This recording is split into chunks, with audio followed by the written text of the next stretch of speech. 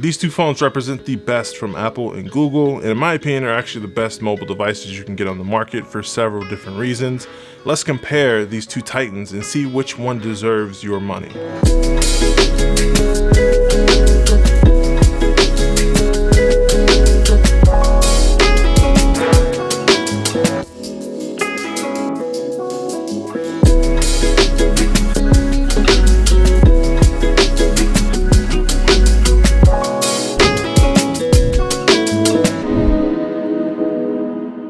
Real quick, let's run down the specs of each phone. The iPhone 15 Pro Max has a 6.7 inch display at 2792 by 1290 pixels, which is a 460 ppi. Also, it's OLED, 120 Hz, has an 89.75% screen to body ratio, so those bezels are super thin. Has 2000 nit peak brightness in direct sunlight. Now, of course, that's not sustained, but when you need it, it's there. Also has the A17 Pro chip, which is a 3nm process, 8 gigs of RAM, 512 gigs of storage on my model. Of course, you can go up to a terabyte if you want to pay that money. Also has a 4422 milliamp battery, which charges at 20 watts wired and 15 watts wireless. It's also coming in at 221 grams of weight, so much better than last year. The starting price for the iPhone 15 Pro Max is $1,200. When it comes to the Pixel 8 Pro, we have a 6.7 inch screen as well at 2992 by 1344 pixels, which is a 490 ppi, so a little bit sharper. An OLED display with a 120 Hz refresh rate that goes all the way down to 1 Hz for your always on display. 87.10% screen to body ratio, so the bezels aren't as slim as the iPhone. A 2400 nit peak brightness in direct sunlight, so a lot brighter. The Google Tensor G3 at a 4nm process, which, if you watched my previous video reviewing the Pixel 8 Pro, is an amazing processor and has given this phone some huge battery gains. 12 gigs of LPDDR5X RAM. My unit is the 128 gig model. A 5050 milliamp battery with charging speeds of 30 watts wired and 23 watts wireless. Coming in a bit lighter at 213 grams and a starting price of $1,000. The first thing we're going to talk about is one that's pretty important when you reach to grab a phone. It's the build quality. When it comes to fit, finish, and feel, it's pretty subjective. You know, some people like hard edges, industrial flat designs, curved screens. But yeah, Apple has made huge leaps in improving the weight and curvature of the iPhone this year. In my opinion, especially with the pivot to titanium frames, it's making the phones way lighter. The iPhone 13 Pro and 14 Pro are becoming like bricks in the hand. So I'm here for the rounded corners and the lighter frame. I really appreciate this change considering I always opt to get the Pro Max, which is normally the heaviest of all the phones, and it's the most cumbersome to use when it's super heavy. Google also prioritized comfort with a more round shape and a matte glass back and a flat display, which were amongst my biggest concerns about the, Pixel 7 Pro last year. I hated the fact that the back was glossy and the curved screen was becoming to look a little dated in my opinion. Both are great, don't get me wrong, but if I had to choose which one had the better build quality, which I kind of do have to choose, I personally picked the iPhone 15 Pro Max. It is hard to really beat Apple when it comes to craftsmanship, and their products are beautiful, and it feels like you got your money's worth every time you buy an Apple product because it looks really good, feels really good in hand. It feels like they had the attention to detail when they were constructing this product. From the use of titanium, which is a premium material that we actually don't see too often on smartphones, to the seamless transition with the camera bump in the glass, it's just chef's kiss. I will say that Google has, started to come into their own when it comes to product design and build quality, but I still do not like the gloss finish on the camera bump and sides. It's the same that we saw on last year's Pixel 7 Pro, and it's prone to scratches and fingerprints. So once they nix that with next year's version, hopefully, they'll be a step closer to Apple's level.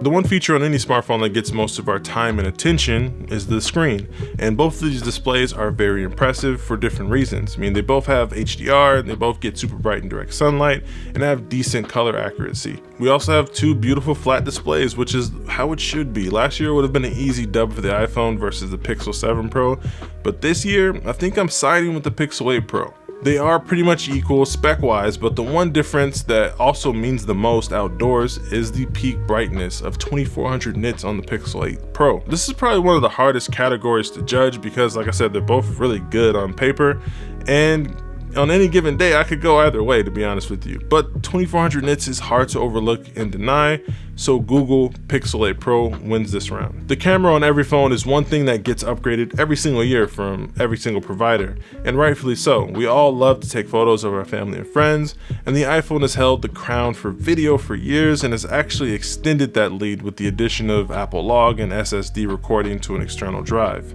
Not only will it work well for your everyday family videos, but you can also, go pro with it and film something that you want to sit down and edit later on your computer. This is the iPhone that I would recommend for anyone that wants to use their phone for content creation, and I think it will hold that crown for some time.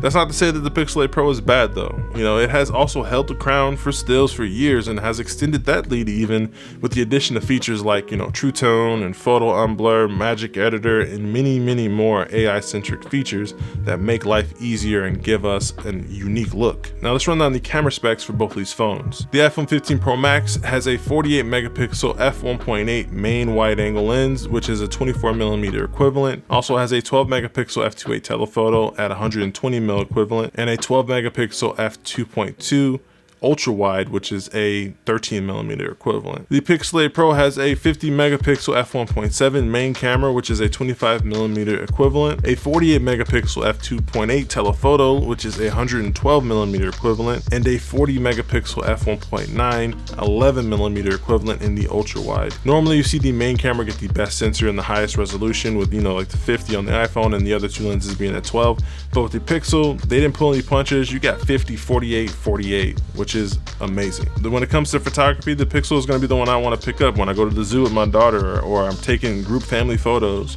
All those AI features like Best Take, True Tone for melanated skin, and just the color science that goes into their image pipeline, I prefer on Pixel, and the stills are flawless.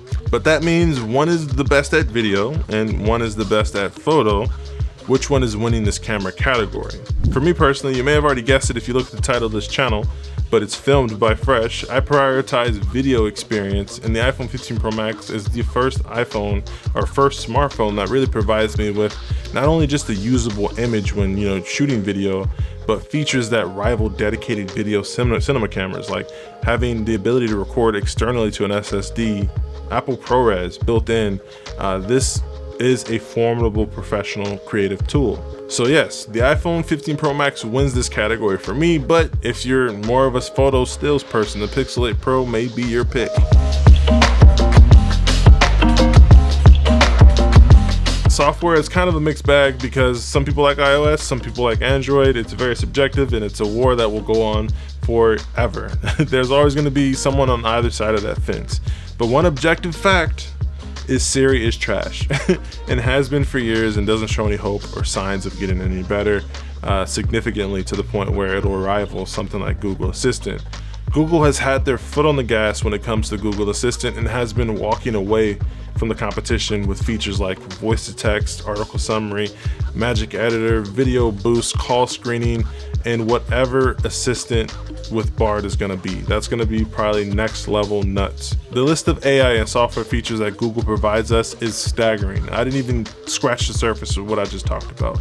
And there really is no competition when it comes to that kind of stuff. Now, coming from someone that has a ton of Apple products and values the ecosystem and what it provides to me, I mean, I've honestly made a living on the backs of Mac machines for several years and use one to actually edit the video you're watching right now. But if I were hyper focused on phones alone, which is, what this video is about, I have to pick the Google Pixel 8 for superior software. It's pushing the boundaries of what a smartphone is. This is the smartest phone in the room every single time because of Google Assistant and all the AI features and the camera and throughout the voice recorder, the calling. Like they're adding AI to your call app. How many people even take phone calls?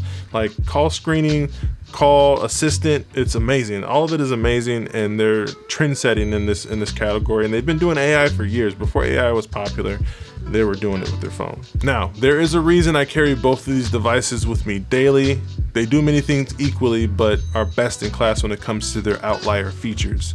Before we continue and I give you my verdict on which phone is the best, in my opinion, go ahead and hit that subscribe button. If you've made it this far in the video, you probably like the content, you want to see more of it. Smash that like button as well. Smash the like, but such a super thing. But hit all the buttons and also hit that notification bell so that way you're notified when the next video goes live. All right, let's get into the final verdict. From pro video to crazy AI software, If you paid attention, the tally of this is pretty equal at this point. We're at 2 and 2. And I could, throw some BS category in there and, take some roundabout way of picking which phone I want to win. So I'll just cut through all that mess and put it like this. If I didn't have the privilege of owning both of these phones and being able to use them both daily and had to choose one, it would be the iPhone 15 Pro Max. Because the categories that it wins are weighted a little more for me personally, because I make a living on Apple devices, the ecosystem can't be denied.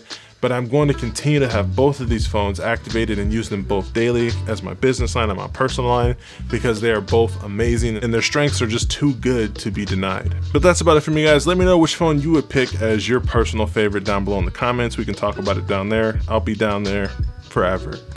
I always respond to every comment. If you guys watching these videos, I'm always talking to you guys down below. So let's have a conversation in the comment section below. But it's been a pleasure as usual. Until next time, stay fresh. Peace.